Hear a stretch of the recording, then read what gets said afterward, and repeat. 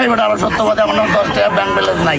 আমি সুদ খাই না, ঘুষ খাই না, কোন নেতার কাছে যাই না, পাইলে খাই না পাইলে নাই।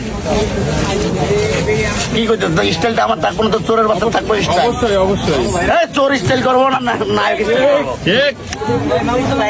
এখানে দেখতে পাচ্ছেন ভণ্ড বাবা, সে এসেছে ব্রাহ্মণবাড়িয়া থেকে।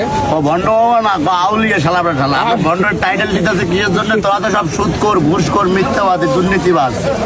তোরা তো সমাজটাই তো পুরো জালিয়াতি ভণ্ড। এই বেটা আমার সত্য কথা, আমার 10 টাকা ব্যাংক ব্যালেন্স নাই। আমি সুদ খাই না, ঘুষ খাই না, কোন নেতার কাছে যাই না, পাইলে খাই না পাইলে নাই।